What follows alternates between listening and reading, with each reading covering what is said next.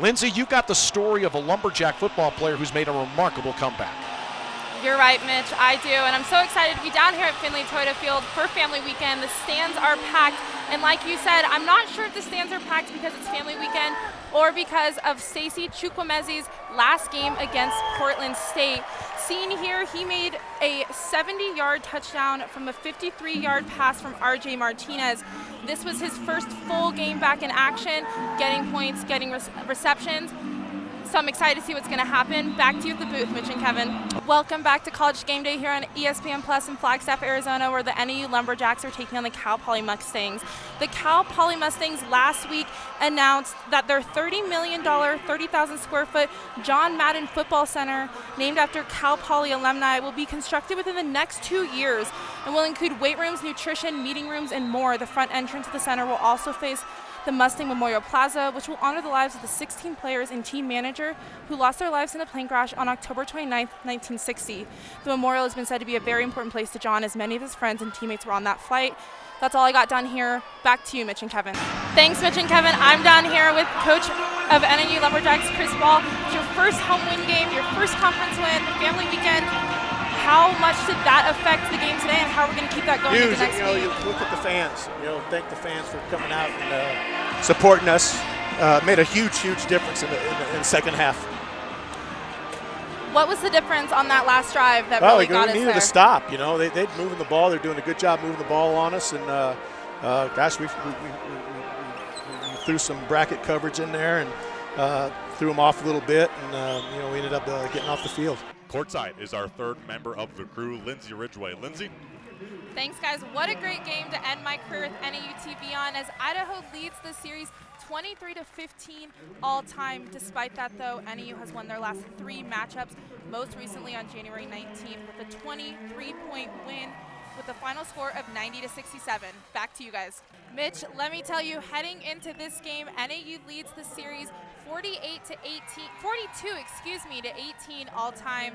Despite that, though, at their last meetup on January 14th, the Hornets won by just 3 points, 59-56. The last time the Lumberjacks beat the Hornets was last February by just 1 point. Back to you guys. All right, Linz, thanks for us. Check in with head coach Shane Burkhardt with our Lindsay Ridgway. Linz? Thanks, Coach. Jalen Cohn's career night, 1,000 points, 25 game points. What are your kind of thoughts on how he played tonight? Well, he played terrific. We're talking at halftime just with our ball movement. How many times have you seen him just be able to get open shots from a kick out? And with the other guys stepping up, making plays, he can do that. And you know what? For him to do that in under 2 seasons, quite an accomplishment with how he can shoot the basketball. Awesome.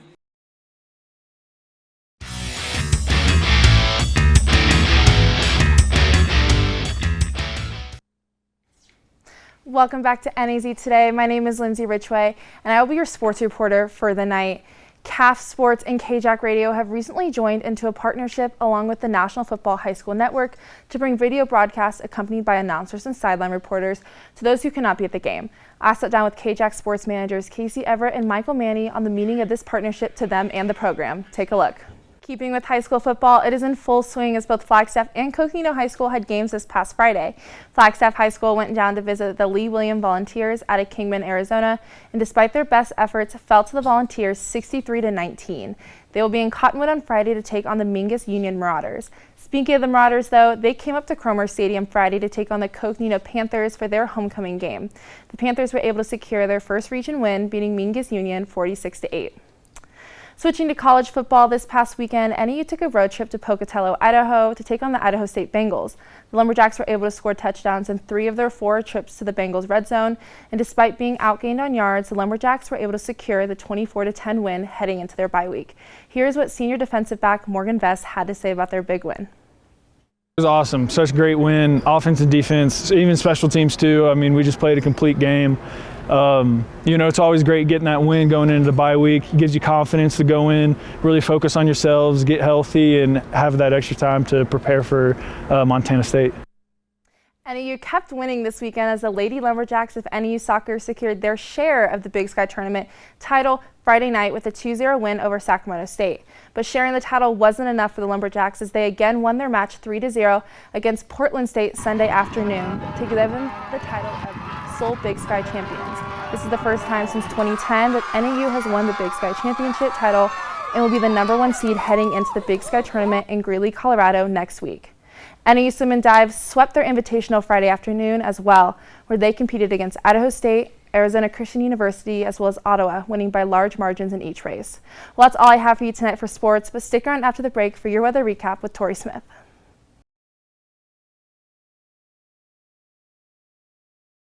I'm here at the NFL Experience in the Phoenix Convention Center ahead of Super Bowl 57 between the Philadelphia Eagles and the Kansas City Chiefs. Kansas City Chiefs head coach Andy Reid is also a former NAU assistant coach. Earlier this week, I caught up with him about some of his favorite memories of his time in Flagstaff. Besides NAU club baseball, Northern Arizona hasn't seen a collegiate level team since 1974, and that all changed this summer when former pitching coach from Fairbanks, Alaska, Randy Barber, started the Flagstaff Star Chasers, a summer woodbat college team right here in Flagstaff.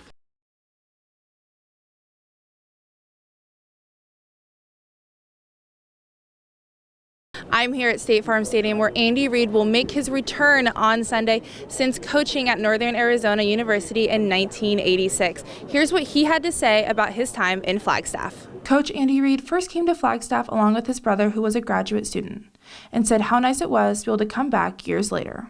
Neat to go back and as a coach.